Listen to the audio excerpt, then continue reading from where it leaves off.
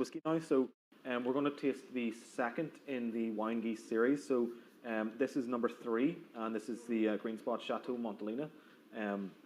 Montelena is quite an interesting one. There's a bit of a funny history behind that one. If anybody here is quite into their wine, Montelena is the winery in California, which kind of rocked the boat or caused a bit of upset in the 1980s when they actually beat the French in a blind tasting. And this was at a time where people wouldn't really have considered, American or New World wine to be anywhere near the quality of what the traditional French wine producers would have been doing. I think was Cabernet or the 1976 wine tasting. There is a film about it. I think Bottle Shock, with Alan Rickman, which is quite good. They kind of shocked a lot of people, and when it was their Chardonnay and the Cabernet, I think, which it was the Chardonnay one. The Chardonnay one, best whiskey. Best white wine. Yeah, beat all the French. Yeah, beat the French. Yeah, so a lot of very angry French people, I think, after that. But really showed that these Americans were making very, very fantastic, high quality wines. So similar to the last one, this is essentially a fully mature Green Spot, which has then been finished in the Zinfandel casks from Chateau Montelena. Can you tell us a little bit about, was there much different in terms of timings and how long it was in the cask? Yeah, so I suppose this followed on shortly after our Louvel Barton, probably maybe a year or 2 years after. So we were so happy with the Louvel Barton and the contribution and the whiskey that we produced. So then we sort of branched out a bit and we said, well, let's go and see, can we get more Wine Geese barrels.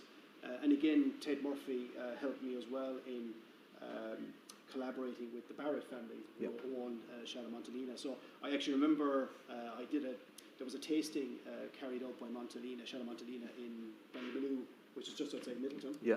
And I went along to that wine tasting, and I met Bo Barrett, who was the chief winemaker in Montelena, and I introduced myself to Bo. And I think he was wondering, what's this Irish guy looking to do with my wine barrels? Yeah. But anyway, we struck up a great relationship, and eventually we got a few barrels over from Bo, and we did a few trials, and we really liked what we got. So then we secured more barrels, and then I suppose similar to Louvel Barton, what we do is we take our Green Spot and we finish it in Chateau Montelena barrels for about 12 months. Mm-hmm. It's a Zinfandel grape, okay, so we have a different grape variety in comparison to Louvel Barton. And I suppose we were really pleased with the flavour profile that we got from Montelena right from the start. Again, superb wines produced in Montelena, great history there. They are an Irish family. Bo's grandfather comes from County Waterford, and his grandmother comes from Sneem and County Kerry, would you believe? So really, really important links to Ireland for the Barrett family. And that's how we, I suppose, came up with the Green Spot Montelena. Yeah. So maybe just have a nose. Have a nose. This one to me, the first thing I get is this red strawberry laces, and this lovely... I get red fruit from both of these, the Leoville and the Montelena, but they're different. This one to me it's just a little bit sweeter on the nose, I think, but definitely red strawberry laces, maybe like maraschino cherry or. It's kind of like to me, it reminds me of a strawberry tartlet, raspberry tartlet. Yeah. It's very distinctive. Yeah, the little things you'd pick up from the bakery, like a sweet dessert. Yeah, definitely. Very sweet as well. Yeah, you do get after the fruit. There's a little bit of that kind of fudginess comes in. A little bit of that vanilla.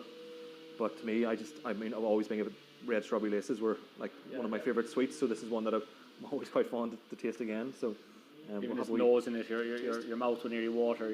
Oh yeah, absolutely. It's one of those whiskies. As soon as you smell it, you want to drink it. Yeah. Slanch it.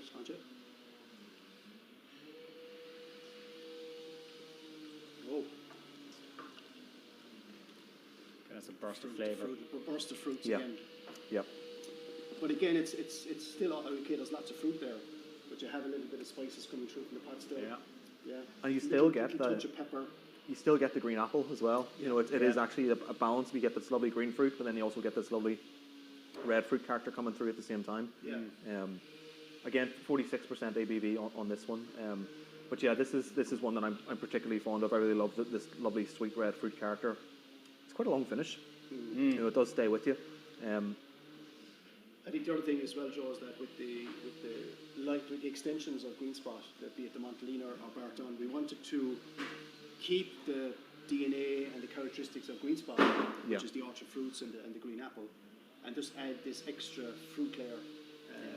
That's what we wanted to do from the very start, and I think we have succeeded. There must always be, a certain amount of pressure when it comes to brands like Green Spot and Redbreast, because there's so much history behind them and so much loyalty to them. So obviously preserving the identity and the kind of DNA, if you want to call it, of Green Spot, but while also trying something new must be quite challenging, but very fun. Yeah, I suppose there's parameters which you have to play in. Yeah. You can't do something. It has to maintain the DNA and the characteristics of what Green Spot is, with slightly pushing out the boundaries. Yeah. So it's that balance which you have to get right.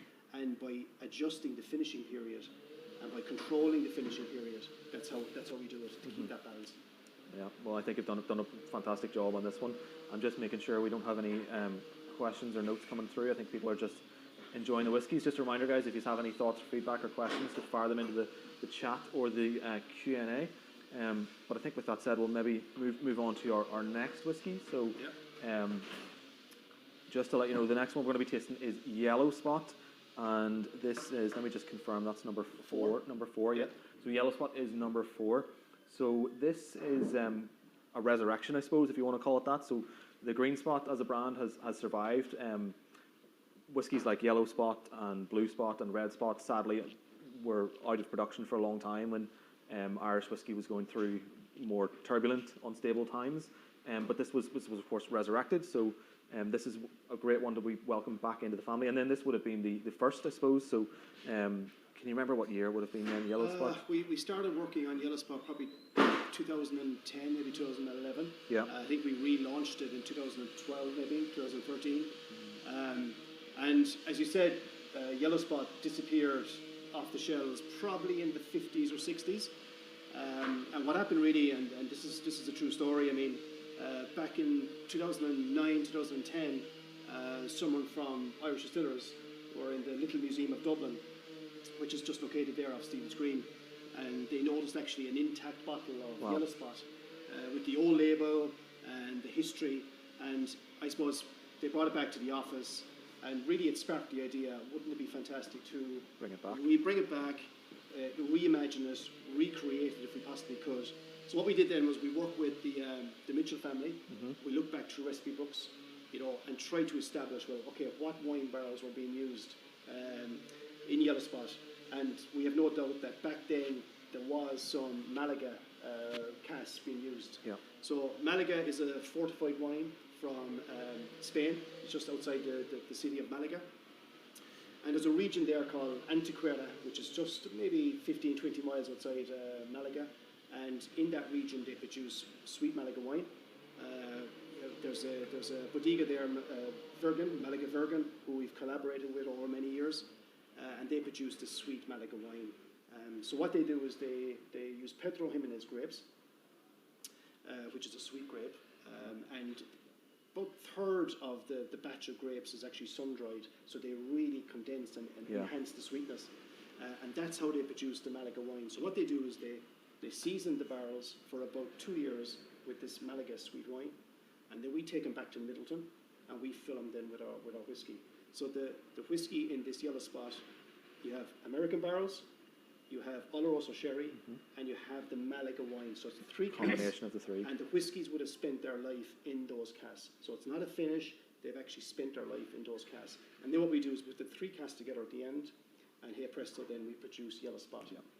And as you say, it's here at 46%.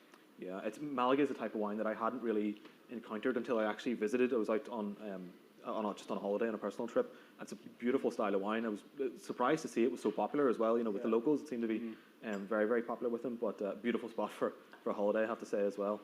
So we'll have. Do you want to taste, how we nose? I haven't actually got too stuck into the nose of this one, but for me, this one is always like the sweetness. From the Malaga cask, it's got this lovely, rich honeycomb character.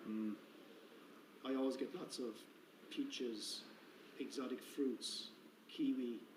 I think peaches in particular. I don't know. Peach, lots of maybe peach. Ripe pear, bit of orange peel. Yeah.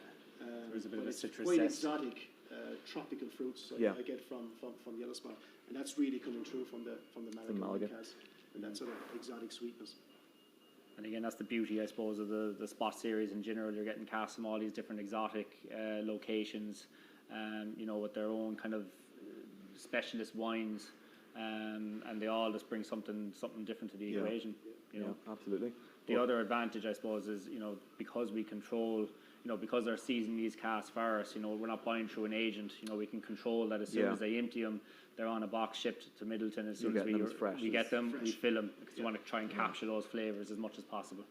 Yeah, no, I think it's definitely, at least on the nose, absolutely coming through loads of that lovely exotic tropical fruit, as you say. So have a sip, Sláinte.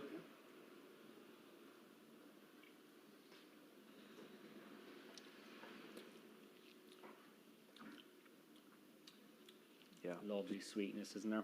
Big and juicy. Those fruits. Yeah, Juicy is the word. yeah. It's, you know, that kind of the side of your tongue waters when you bite into, you know, a piece of fruit. I just get that lovely, lovely, rich explosion of juicy, exotic flavour. Real long finish as well, you know. All those fruits are just coming through.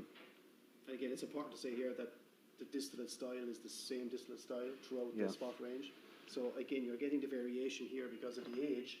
Okay, it's 12 years minimum, but also because of the style of cask that are used. So that's I suppose an important thing to remember with the Spot range. There's layers of complexity, you know, because you know, as Kevin's saying, the distillate is similar throughout, but then you're looking at, you know, the American barrels, you know, the butts, the seasoned butts of each different style, and it's fantastic the flavours that it can carry through. I mean, once the, you know, initial fruit kind of wears off a little bit and getting like a little bit, you know, the castor or the syrup, the golden syrup, cans of golden syrup, you get that that sweetness. Kind of maple type of a Treacle, maybe. Treacly, maple syrup, maple syrup, it's lovely. Yeah, maybe some like sweet milky coffee, you know, coming through there. Just beautiful long, as you say, Finbar, lovely long finish on that one. I know this one. There's a few people who work alongside me would be very, very big fans of the Yellow Spot. I think they'd be very jealous to hear me talking about doing a tasting here.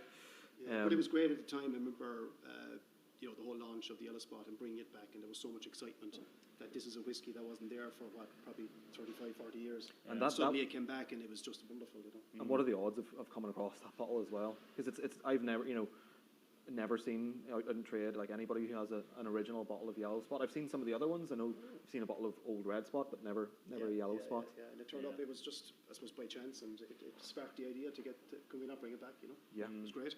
There you go.